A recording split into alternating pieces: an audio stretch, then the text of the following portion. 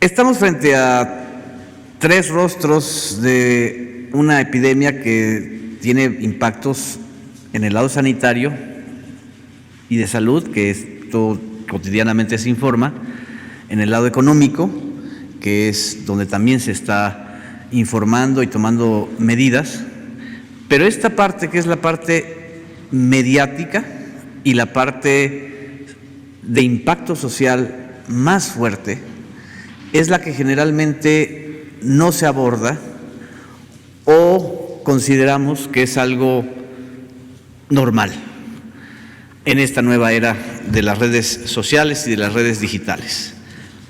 La infodemia es, aquí vamos a la definición, es un término que utiliza la propia Organización Mundial de la Salud para referirse a la sobreabundancia de información falsa, maliciosa o medias verdades sobre la pandemia y su rápida propagación a través de las personas y de los usuarios, de todos nosotros, de redes sociales, a través de Twitter, a través de Facebook, de las empresas de Facebook, como son especialmente WhatsApp, Instagram, de YouTube. Lo que ahora estamos observando es que sí hay ganadores en esta pandemia, desgraciadamente. Y los ganadores son estas plataformas, justamente. El nivel de ingresos y de ganancias que han tenido en este primer trimestre del año, empresas como Facebook, empresas como Google, empresas como Amazon, como Microsoft, y en menor medida, aunque muy importante también Twitter, son el resultado de esto justamente. Facebook tan solo en el primer trimestre de este año tuvo ganancias superiores a lo que los mexicanos residentes en Estados Unidos mandaron a México en remesas. Facebook tuvo 4.902 millones de dólares de ganancias, 5.000 millones de dólares, para hacerlo cerrado.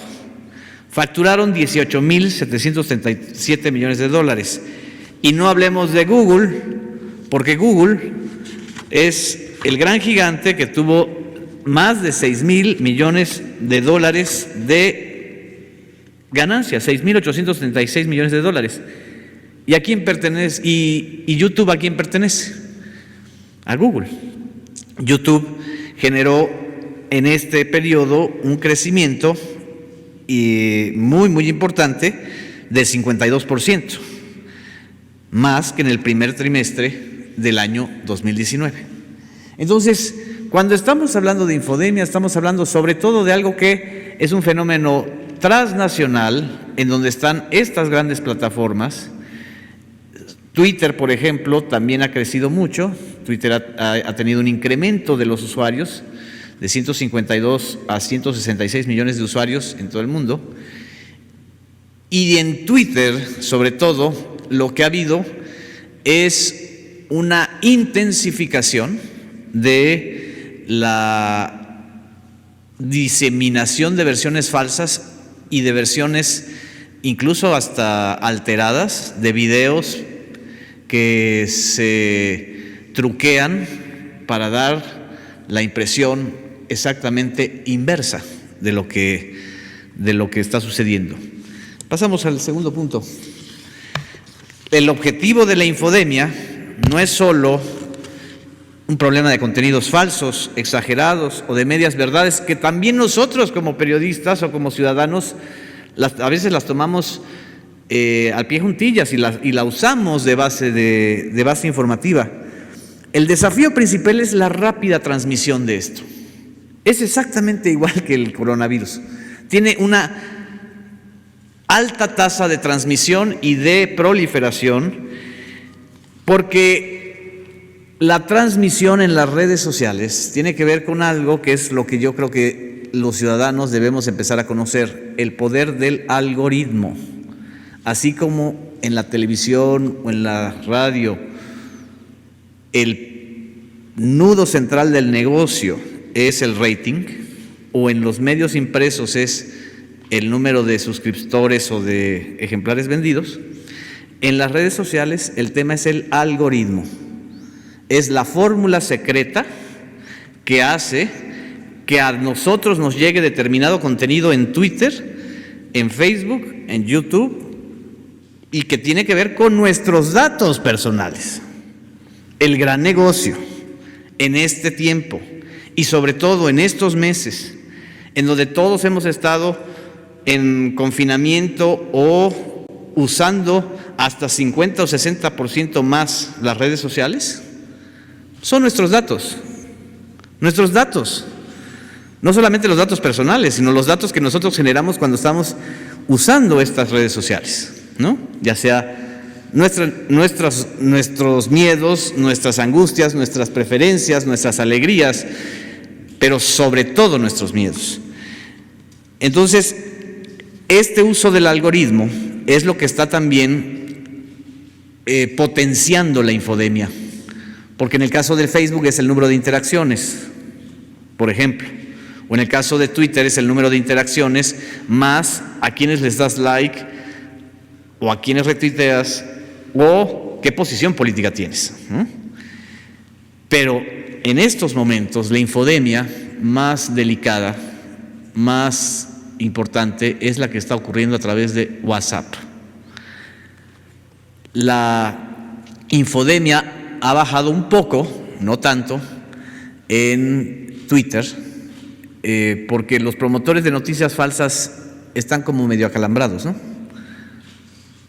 Algo sucedió que en la última semana como que se medio acalambraron. No sé si tenga algo que ver el tema de Genaro García Luna con eso.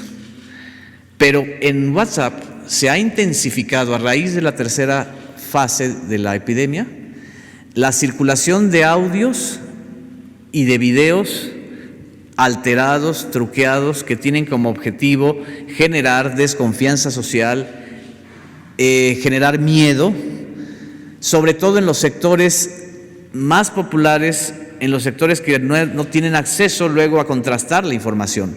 Y así estamos escuchando el audio de una señora que dice que la Secretaría de Marina va a rociar el virus en las noches, que es un audio truqueado de 2017 y que le llega a las personas porque se hacen las cadenas, así cadenas de transmisión, exactamente como en el coronavirus. Se hacen las cadenas de transmisión a través del WhatsApp. ¿Qué es lo que hay que hacer? Cortar la cadena. Lo que hay que decirle a los ciudadanos es que no compartan ese tipo de audios, ni de videos, ni de mensajes, por más que se los haya mandado su comadre, su compadre, su amigo, su colega, porque eso lo que está generando es mucho más miedo y mucha más dependencia que el propio coronavirus. Vamos al tercer punto. Por eso es importante cortar esa cadena de mensajes, incluyendo también los mensajes exagerados o negativos en Twitter. Porque la infodemia, es decir, la epidemia de noticias falsas o medias verdades, lo que genera son percepciones negativas, pánico, desconfianza social, vulnerabilidad y prejuicios que criminalizan a las personas que viven o atienden el coronavirus. Los ataques a las enfermeras, a los enfermeros, a los médicos, al personal sanitario, no es un asunto casual. Tiene que ver con la infodemia, tiene que ver con esta estrategia de criminalizar, señalar o alimentar los prejuicios para que la responsabilidad del coronavirus sea de un ente profesional o de alguien, ¿no? Esto es muy preocupante y por eso a la Organización Mundial de la Salud le ha preocupado tanto este asunto. Cuarto punto, también la infodemia lo que potencia son las teorías de la conspiración. Y también ustedes habrán escuchado en YouTube o en Facebook o en Twitter incluso, las teorías de conspiración más locas, ¿no? Desde que es un asunto de los judíos capitalistas de Nueva York hasta que es el producto de un laboratorio chino o que se inoculó desde Estados Unidos para entonces molestar a China. Esto, que es común, se vuelve todavía más peligroso cuando la la difusión de estas versiones es todavía más rápida. En la infodemia, la réplica o la difusión de esta información es hasta 4 o 5 veces mayor que en tiempos normales, y eso obviamente todos lo estamos viviendo todos los días. Porque pasamos al punto 5, porque el negocio ahora, el negocio de los que hacen la infodemia es intoxicar las redes sociales, ¿sí?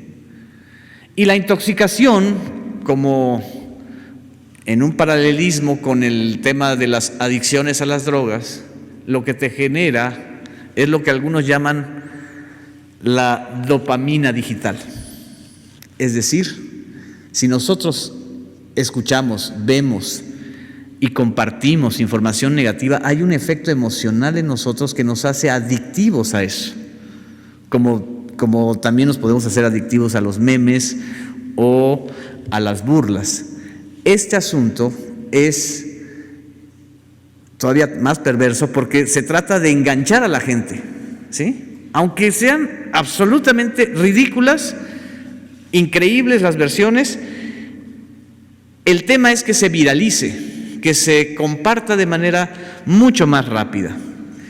Y el último punto, no es que nosotros, como colegas periodistas o como comunicadores, estemos exentos de la infodemia, porque eso nada más le da a las personas que no saben o que son ignorantes. No, la infodemia nos afecta a todos, porque la rápida transmisión de la información falsa genera miedo, desconfianza, polarización, en lugar de generar solidaridad, empatía y una acción social más contundente. Y termino solo para comentar esto. El negocio, acuérdense, los que nos están viendo y escuchando, que en las redes sociales, cuando algo es gratis, quiere decir que el negocio somos nosotros, nuestros datos. El negocio en estos tiempos de las redes digitales es que nosotros estemos enganchados a ellas.